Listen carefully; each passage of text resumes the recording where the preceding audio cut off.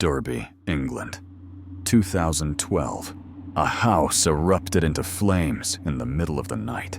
Inside, 6 children, Jade, John, Duane, Jack, Jaden, and Jesse, were trapped. Their screams, the thick black smoke, the helplessness, it engulfed the entire neighborhood. People rushed to help, but it was already too late. At the funeral, their parents, Mick and Mairead Philpott, collapsed in tears before the cameras. A heartbreaking image that moved an entire nation. Everyone believed it was a tragic accident, but then the truth began to surface. That fire was no twist of fate. It was the result of a twisted plan, a plan orchestrated by the children's own parents. A sick scheme to gain custody leverage and to profit from government benefits. There's a saying, every child deserves parents, but not every parent deserves children. And it has never been more true than in this case.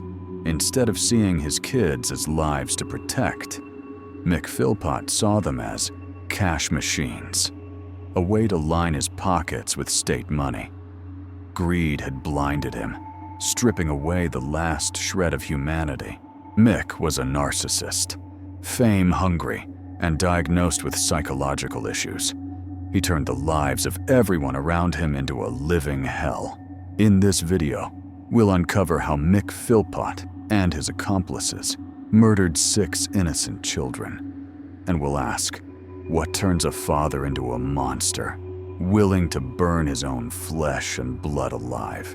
Mick Philpott, born in 1956 in Derby, England, is notorious for fathering 17 children with several different women. But if you think he fathered so many children because he loved his family, then sadly, you are wrong. In reality, Philpott had very little nurturing qualities.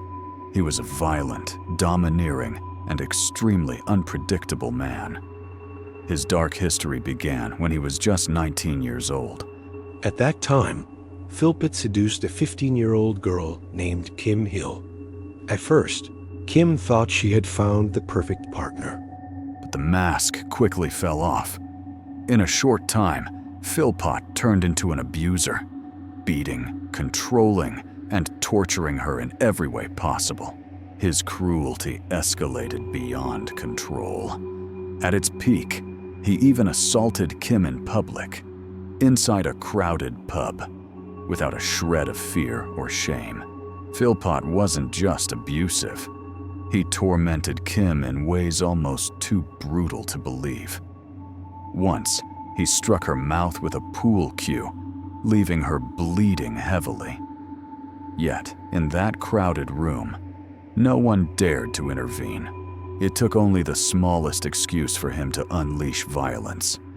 Kim once suffered a broken arm and shattered kneecap, smashed with a hammer, just because she showed concern for a child she had cared for during her time in the military. On another occasion, Philpott even fired a crossbow at her groin, convinced that Kim's dress was too short. For 2 long years, Kim endured it all, hiding the truth, covering for him with lies.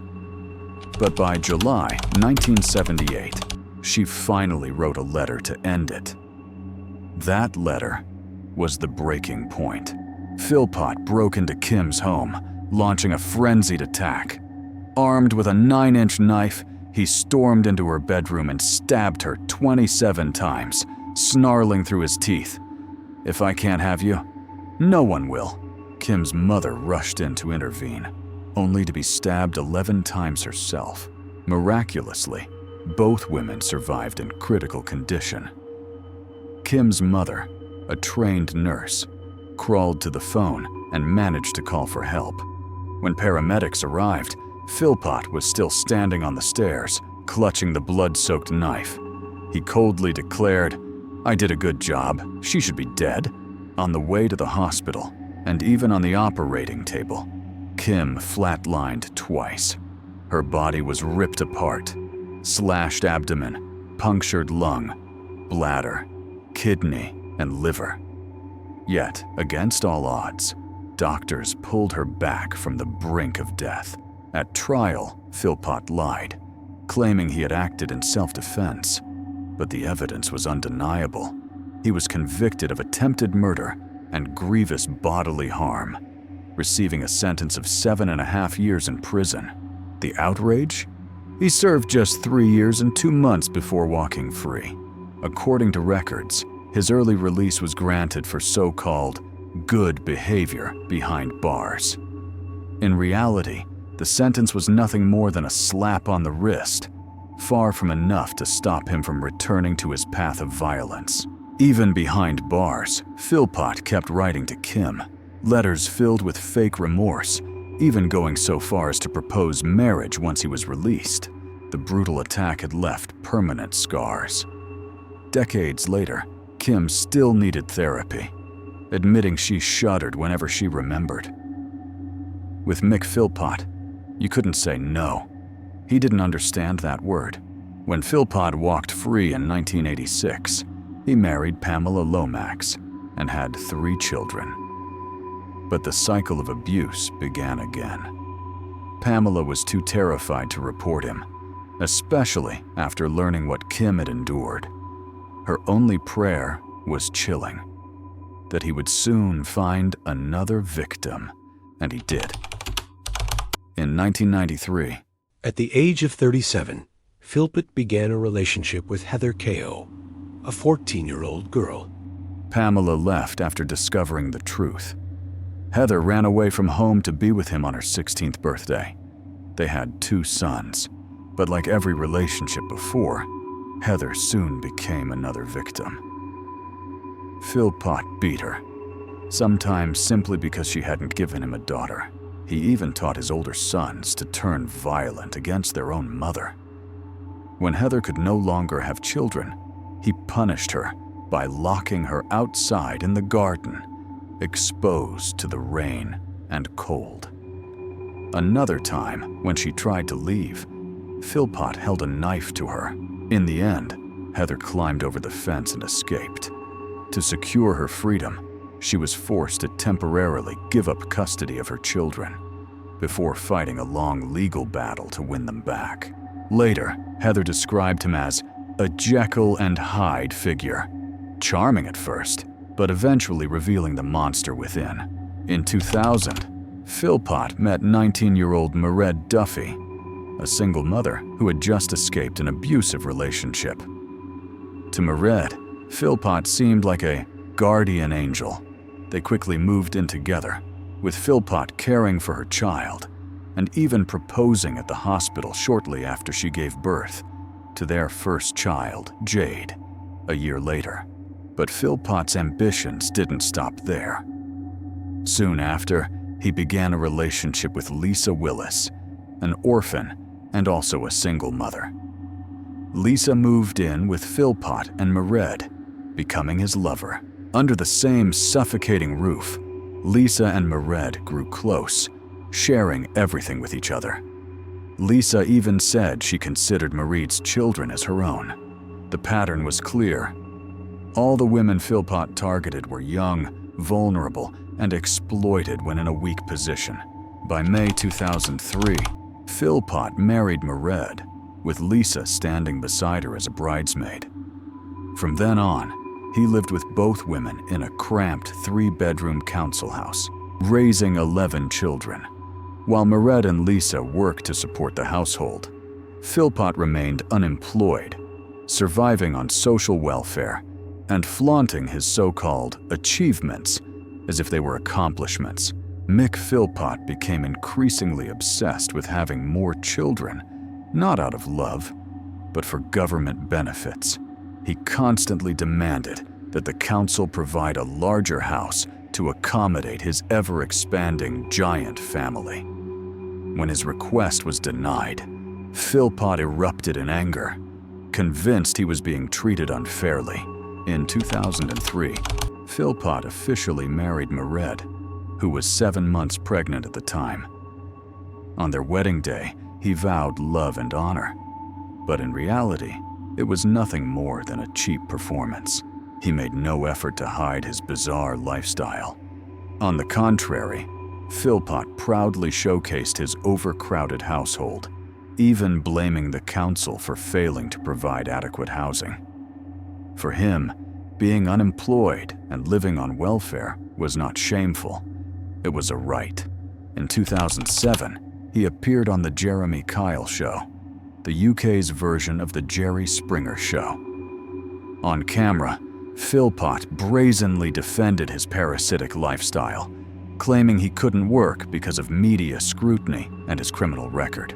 When the host pressed him about parenting, Philpott snapped, hurling insults live on air and arrogantly declaring that he had undergone a vasectomy. Taking it even further, he introduced both his wife Mairead and his mistress Lisa Willis on national television. Openly flaunting his twisted domestic arrangement, Philpott even boasted that he would divorce Mairead to marry Lisa, only to abandon Lisa later, just so she wouldn't feel excluded from the family. Today I want to discover the man behind the headlines and uncover the truth about the guy who has been branded Britain's biggest scrounger. Listen, you're going to criticise my family, pal, and my kids. I'll criticise you as much as I want. Sorry, this is a free country. Before long, he had 2 more children and was mocked in the press as the richest man in Britain, all thanks to government benefits totaling £25,000 a year. But this was only part of a bigger scheme. Philpott wanted to win public sympathy and pressure the council into giving him a larger house. This time, however, his manipulative plan backfired. In 2007, Philpott became the focus of a television documentary.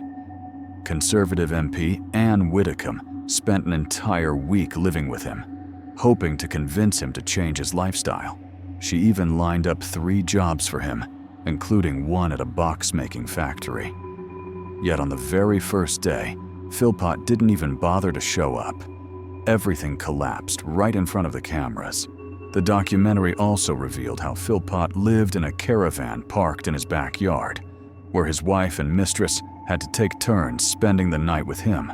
Widdecombe quickly realized that Philpott didn't care about anyone. He referred to both his wife and his mistress as bitches, and not a single one of his children ever sought him out for affection.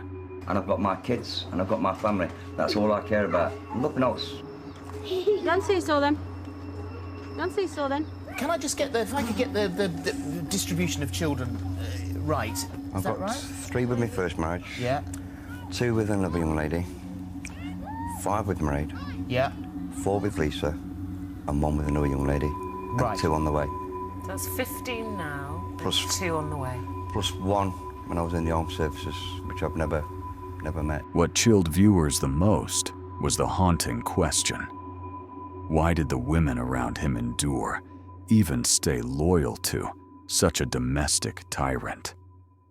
On the surface, they pretended to live in harmony. But behind closed doors, the tension between the 3 had reached its breaking point. Philpott repeatedly pressured Mairead to divorce so he could marry Lisa. By 2010, he was officially warned after slapping Mairead and dragging her outside by her hair. But Lisa fared no better. Philpott beat her with a wooden plank, threw hot coffee in her face, and even kept her under virtual house arrest, forbidding her from seeing any other man. February 2012. Lisa could no longer bear it. In silence, she told Mairead she was taking her 5 children swimming. But instead, she fled from Philpott and moved in with her sister.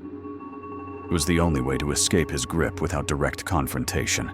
3 months later, Philpott was still consumed by rage. He launched a bitter custody battle, but his obsession twisted into something monstrous. Along with his wife, Mairead, and his close friend Paul Mosley, he devised a plan to set his own house on fire with the children inside, and then blame it all on Lisa. His goal was brutally simple: regain custody of the children, collect more welfare benefits, and secure a larger council house. The script was set. Philpott and Mosley would pour gasoline through the mail slot, ignite it, and then Philpott would rush inside to rescue his children, painting himself as a heroic father in court.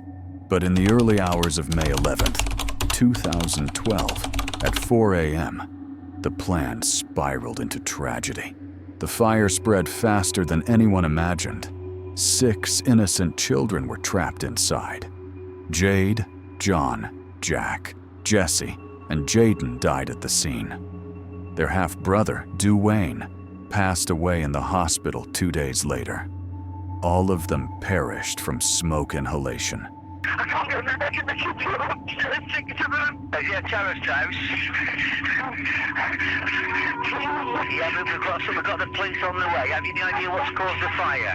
I've no idea, mate, but it's woke up by the alarm. Fire investigators confirmed the horror. In the upstairs bedrooms, temperatures soared past 500 degrees Celsius, erasing any chance of survival. Forensic tests proved the blaze was no accident.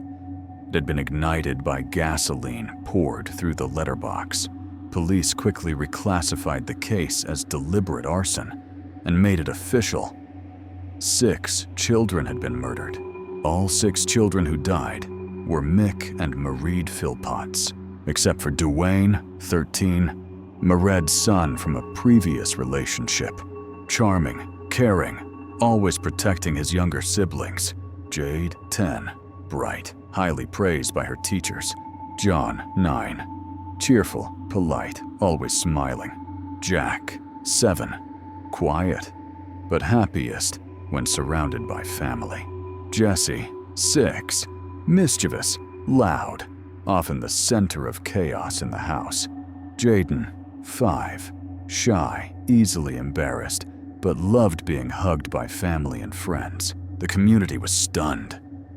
No one could believe a father would turn so violently against his own children. To many who knew Philpott, he seemed like a twisted product of poverty, a man completely detached from reality.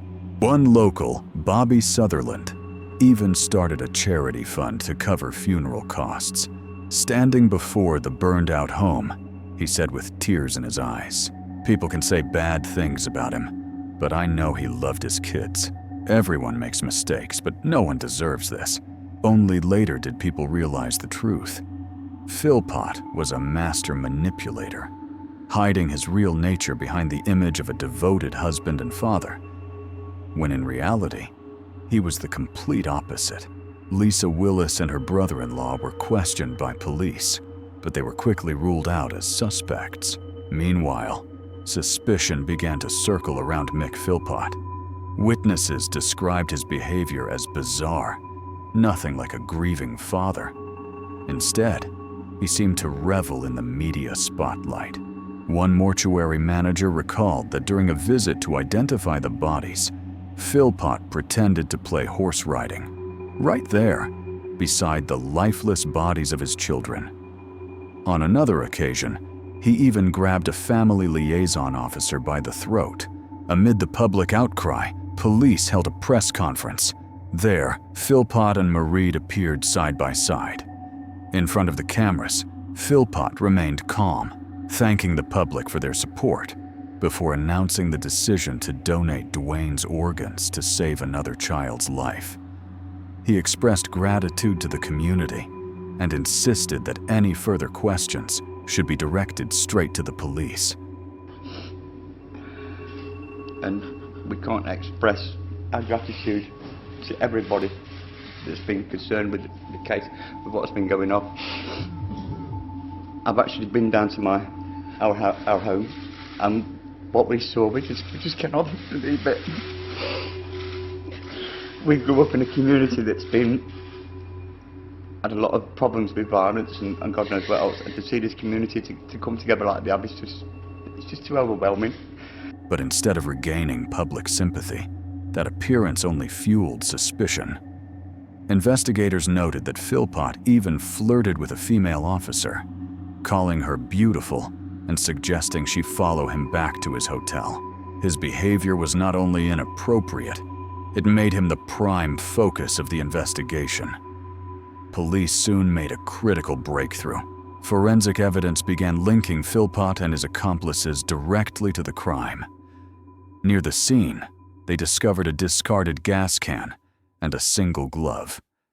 By November 2012, lab tests confirmed that both Philpott's and Paul Mosley's clothing were soaked with gasoline.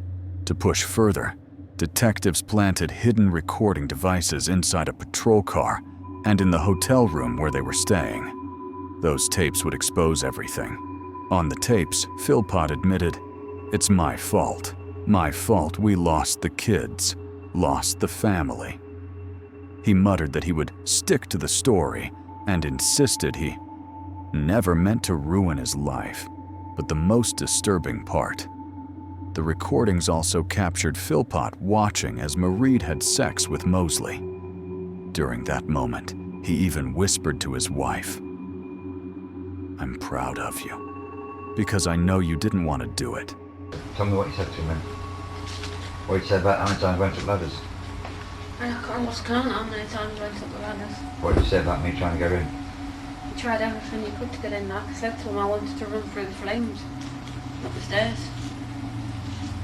Would you cry when you were saying it? How bad? Not really, really bad, but I did cry. That's hysterical. It's my fault that half the family's gone. It's my fault we lost our children. It's my fault we lost the other part children. It's my fault we lost Lisa. I should have seen it all coming up. It is my fault. Fingerprint on the window. That's it. A few discrepancies. That's all it is. When we shake it back, I said we were going to go out for a drive at night. I can't remember saying that. Vicky said you were stoned. That's it, we didn't smoke. Piece by piece, the evidence painted an undeniable picture of guilt. During interrogation, Paul Mosley confessed he had sex with Mairead on a pool table, just hours before the fire broke out. Investigators believed this was orchestrated by Philpott himself, a way to keep Mosley loyal to the plan. It didn't stop there. Philpott admitted he had sex with his wife 3 or 4 times, and with Mosley as well, not long after the children's deaths. These recordings, combined with other evidence, like a ladder abandoned behind the house in the so-called rescue plan, pointed directly to Philpott, Mairead, and Mosley in the arson plot. On May 11, 2012, Derby went up in flames, claiming the lives of 6 children. After months of investigation, by the end of May, Philpott and Mairead were arrested on suspicion of murder. By November, Paul Mosley was also taken into custody after forensic tests revealed gasoline traces on his clothes. In court, it was revealed that Mosley even bragged about being a suspect, including on online dating sites. While his exact role was never entirely clear, it appeared Philpott wanted to keep him close, and police believed coercion was at play. By December, charges against Mosley were reduced to manslaughter. The same for Philpott and Mairead. Evidence suggested they hadn't set out to kill their children, but instead had plotted to frame Lisa Willis in a twisted bid to gain custody of her kids. And the motive? Not just revenge, but welfare benefits tied to the children, and perhaps the hope of a larger house. On April 2, 2013, the final verdict was delivered. Philpott, along with Mairead and Paul Mosley, was convicted of manslaughter for the deaths of 6 children.